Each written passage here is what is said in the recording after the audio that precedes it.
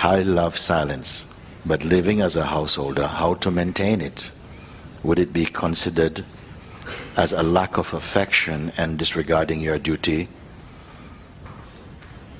if you are silent?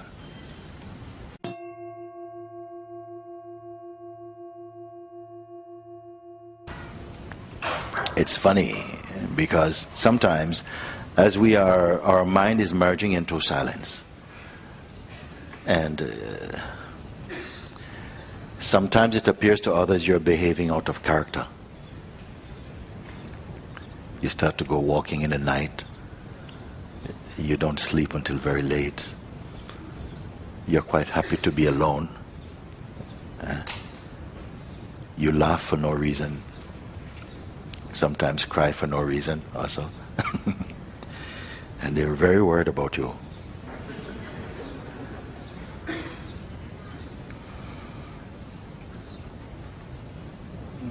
So sometimes it's very good to have your own room. There's a silence which we actively express as sitting alone and taking the phone off, closing computer, lighting some incense, maybe sit quietly a certain way or something. And we say we're going to talk and not even going to think. Some people can decide I don't think, and they don't think. And there's a silence which is discovered. It's not anybody's doing. Nobody's doing this silence. It's simply the silence of being. And it is just there. Whether the mouth is speaking or the body is moving, it makes no difference to that silence. And that is the true silence. Sometimes when we have a physical silence, the silence which we determine to share is an aid to keep off distractions for a moment so your attention can just settle down into the natural silence. And in that natural silence, all divisions end. There isn't any more I and silence. They are one. Even further than that, sometimes I also is gone. When the I is gone, then also the name of silence is gone. So I say silence beyond even the concept of silence. And that silence is here also, here now. It is in the core of our own being. There's no physical distance to that core. It's not a question of measurement in that way.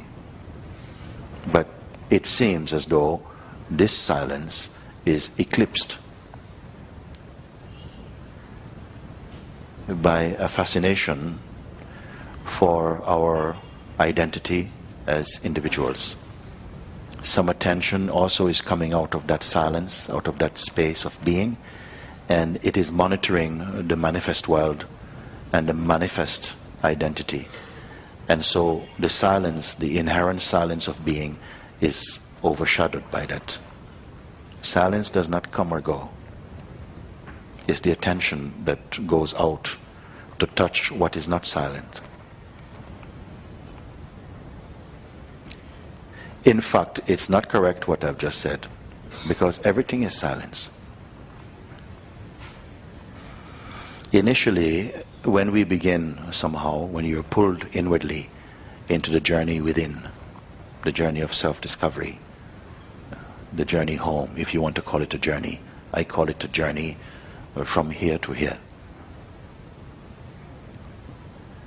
Don't pay too much attention to the reactions of people around you, because initially it can be not encouraging.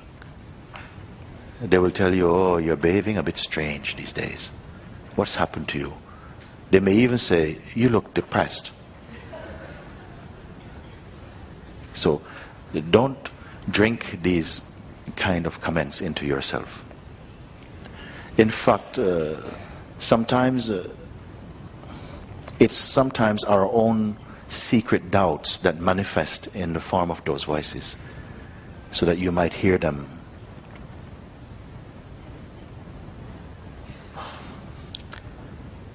Just continue being present and observing that all that arises on this side of the eyes and on this side of the eyes, everything is like a cloud, everything is moving. Nothing is permanent. You are the witness of it. And don't hold on to any self-image about who you are. Because all images, they are from the past.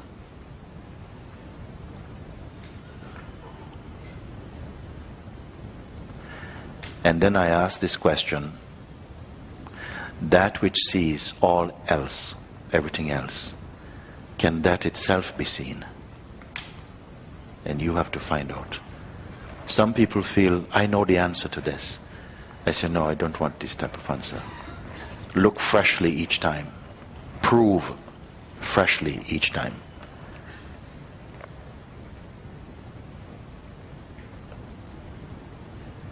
You are even the perceiver of perceiving.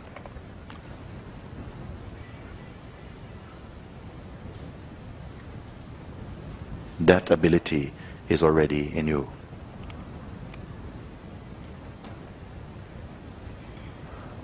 Who could you be?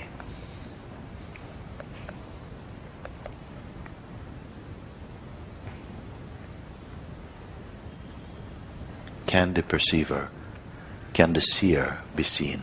Can the perceiver be perceived? It's not a mental question.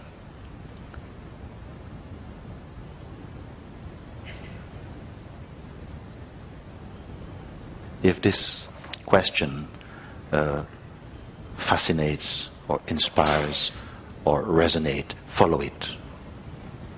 Don't get into clever Advaita discussions like who is to do it and all of this nonsense.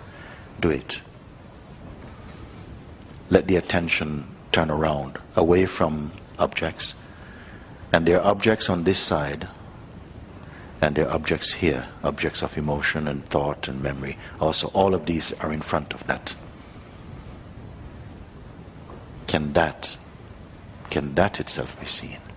Find out. I don't want an answer from anybody. Because when you find out, something will change in you.